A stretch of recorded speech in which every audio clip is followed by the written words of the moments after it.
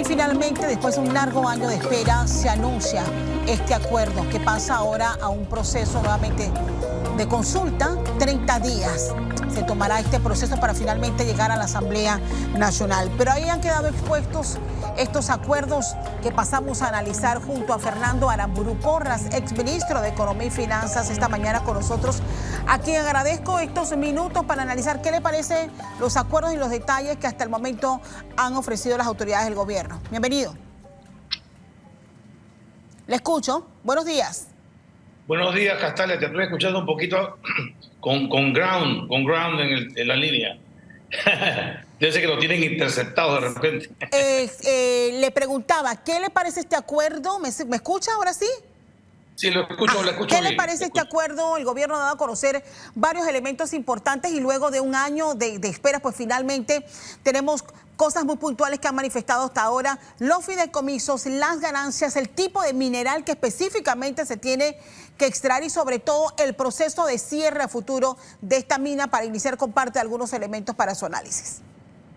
Bueno, mire, yo creo que es un logro para la República de Panamá lo que ha hecho este equipo de gobierno.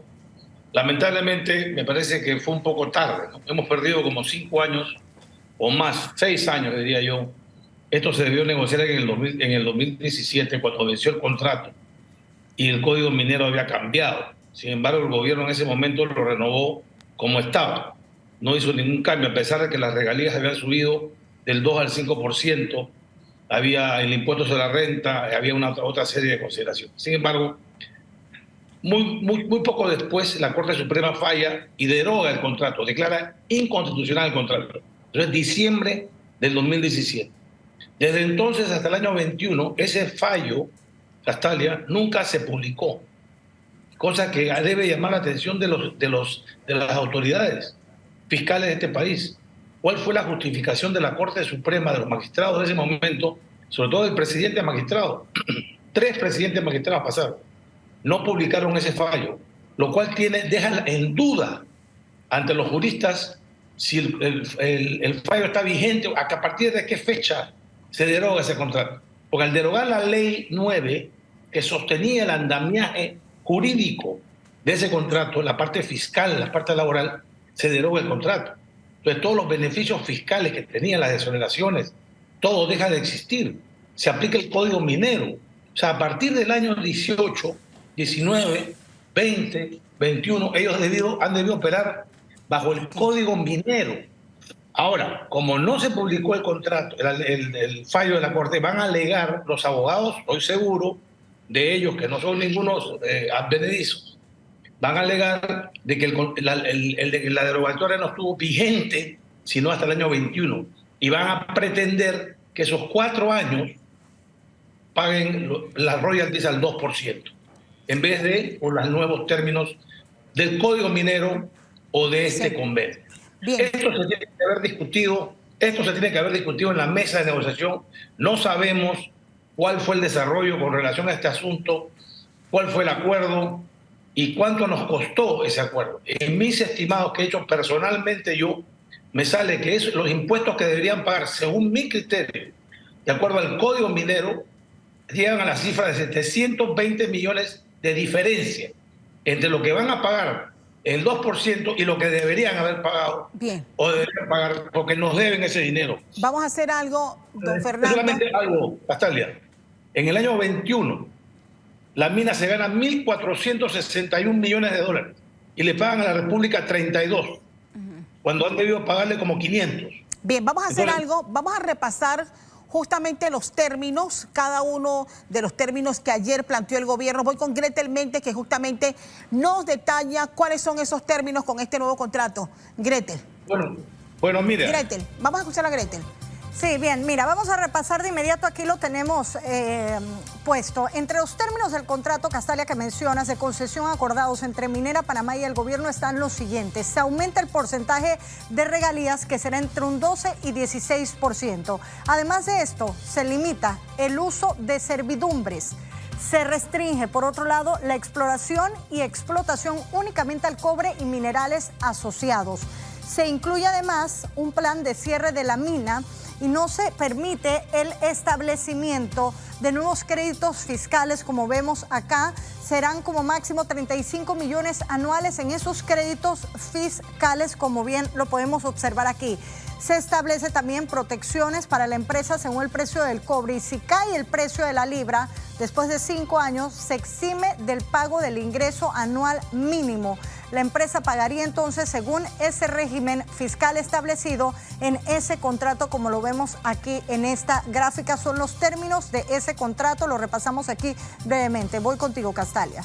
Ahora sí, seguimos con el análisis, don Fernando. Sí, bueno, mira, yo creo que ha habido mucho, hay que aplaudirlo. Sí. Realmente el equipo ha hecho un gran trabajo.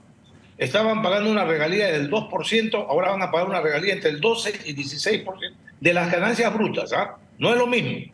La regalía del 2% o del 5% que modificó el código era sobre los ingresos brutos. Ahora va a ser entre el 12 y el 16%, dependiendo del nivel de las ganancias brutas. O sea, ingreso menos costo de ventas. O sea, el costo de producir ese, de extraerlo, procesarlo y llevarlo a su estado listo para ser exportado. Entonces, esa ganancia es mucho menor que ingreso. O sea, pero va a ser una cantidad interesante. Adicionalmente, van a pagar impuestos sobre la renta, que no pagaban, muy importante. Van a pagar impuestos sobre dividendos, que no pagaban, muy importante. Van a pagar impuestos sobre las remesas, que no pagaban, muy importante. O sea, hay logros. Se limita el crédito fiscal. Ellos tenían un crédito fiscal de 700 millones de dólares que les hubiera permitido pasar como 3 años agachados. Ahora bien, pues se limita a 35 millones. O sea, definitivamente se han hecho muchos avances. Se limita la explotación al cobre únicamente y a sus derivados inmediatos o directos, que se llama, y no oro, molibdeno, plata, por fuera. Eso le quería preguntar y ayúdenos a entender cuando se habla de exploración y explotación del cobre y minerales asociados. ¿A qué se refieren cuando se señalan minerales asociados? Cuando usted procesa, yo fui sectorista de minería en el Perú en mis años mozos, algo me acuerdo. Cuando usted procesa el cobre, salen en el mismo proceso de concentrado de cobre, surgen otros minerales que estaban adyacentes al cobre. Esos son los derivados. No es que usted hace una explotación aparte, una mina aparte, una perforación aparte para buscar plata u oro. No, es que salió con el cobre. A eso se refiere. ¿Qué pasará con el molibdeno que sabemos hay en el área? Bueno, eso en la medida que venga acompañado del cobre, pues vendrá. Lo importante es que el Ministerio de Ambiente y el Ministerio de Comercio estén pendientes, con gente especializada, permanentemente en la mina, fiscalizando el volumen que mueve, el impacto al medio ambiente, porque lo que no se ha dicho, y esto hay que decirlo, esto es el costo del medio ambiente. O sea, esto no es gratis. Aquí va a haber un daño al medio ambiente que no se ha cuantificado y que pudiera ser, Dios no quiera, mayor de 375 millones de dólares.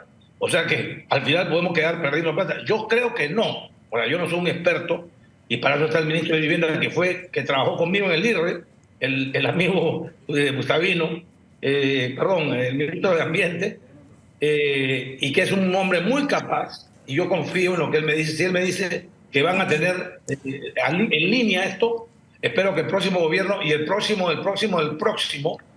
por eso que esto se tiene, en mi opinión, el cuerpo que vigile estas cosas debe ser un cuerpo completamente aparte. Usted le iba a preguntar, quienes hemos tenido la oportunidad de visitar la mina, y se las puedo describir, es una inversión impresionante, con un sistema de monitoreo impresionante. Yo recuerdo perfectamente ver aproximadamente más de 20 personas monitoreando cada uno con pantallas el proceso minuto a minuto del todo el proceso en la mina.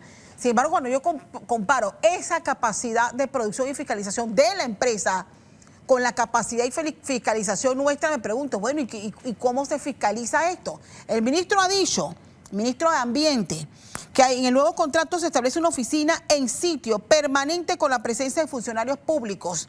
O sea, ¿cómo nos preparamos nosotros ahora en esta nueva etapa? Mire, yo creo que nosotros debemos formar, aparte del Ministerio de Comercio, aparte de la parte reguladora, un equipo técnico público-privado.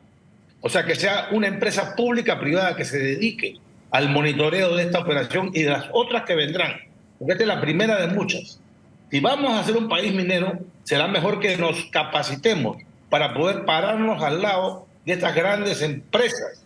En Perú lo tienen, en Chile lo tienen, en Canadá lo tienen, en México también lo tienen. O sea, nosotros tenemos que tener la misma capacidad técnica, el mismo conocimiento que tienen estas empresas para poder nosotros pararnos a vigilarlas como Dios manda. Sobre todo el impacto ambiental. El impacto ambiental puede ser muy grande. Una vez que se retira la mina, pueden quedar aquí miles de hectáreas desahuciadas, ¿no? Entonces eso va a ser muy difícil recuperarlo. Bien, sabemos el impacto ambiental que esto va a tener y que con las experiencias del pasado pues nada bueno nos dejaron los procesos mineros. Sin embargo, hablemos del fideicomiso, porque así se le ha denominado Fideicomiso Conquista del Atlántico. El nuevo contrato establece un fideicomiso de conquista, el cual se velará por el uso justo y equitativo de estas regalías. Y es aquí donde de verdad, voy a hacer repaso, dice, el 50% de los fondos serán designados al programa IBM de la Caja del Seguro Social. El 20% de los fondos será designado para aumentar las jubilaciones y pensiones de 350 millones, 350 mensuales, es el aumento que se quiere buscar. 25% se asignará a proyectos en los municipios aledaños, principalmente a los más cercanos. 5% se destinará a la construcción y desarrollo del Instituto para el Perfeccionamiento y Bienestar del Docente. Yo me pongo a pensar, o sea, ¿cómo considera usted? ¿Esto está escrito? Sí. Bueno, eso es politics. Yo creo que eso es para vender el proyecto. Está muy bien, no tengo nada que comentar, simplemente que yo no comulgo con la idea de que los tributos, ningún tributo, tenga un fin específico, porque o es muy poco o es mucho. Los tributos en un país pequeño como el nuestro es como la casa suya, el hogar. Usted maneja las finanzas y no es que dice, bueno, el trabajito ese que le hice a fulanita, ese lo voy a destinar al pan de la semana, este para la leche. No, eso entra a la caja común y ahí se distribuye de acuerdo a las prioridades. Pero como este proyecto necesita una venta a la opinión pública, pues han optado por ponerle nombre y apellido al destino de estos fondos, lo cual, pues digamos que se entiende, aunque no lo comparto, porque puede sobrar. ¿Qué le hace al IBM 190 millones al año? Es un peñisco, es un peñisco. Si el IBM tiene un déficit de 1.500, o sea, que nadie crea que porque le vamos a poner 190 millones vamos a resolver el problema. Hay que ponerle 1.500 millones. Hay que ponerle lo que paga la minera 5 veces. Para resolver 5 mineras necesitamos para poder cubrir el costo del IBM, el déficit de la Caja del Seguro Social. A las comunidades, ojo con las comunidades. Estoy totalmente a favor de que parte de la riqueza se quede en las comunidades. No podría estar más de a favor. Pero la pregunta es cómo se van a administrar. ¿Quién las va a administrar? En el Perú hicieron exactamente lo mismo. ¿Y qué ha pasado? La corrupción en las provincias es enorme. Los dineros no se llegan a gastar por falta de capacidad de ejecución. Y los pueblos pobres y abandonados, a pesar de que tienen los recursos, se los roban, se lo roban. Así, el cacique del pueblo. Esas comunidades, viene un año electoral y esas comunidades que aprendan a escoger a quiénes serán esas autoridades con las capacidades de administrar esos nuevos recursos. Mejor será que aprendan, porque esos señores acaban llevándose el dinero para su casa. Quiero agradecerle a Fernando Aramburu Porras, exministro de Economía y Finanzas, esta mañana con nosotros hablando del contrato y este acuerdo final al que han llegado y bueno, este proceso de análisis y finalmente la entrega a la Asamblea Nacional que finalmente debe aprobarlo. Gracias por estar con nosotros. Hay más que compartir.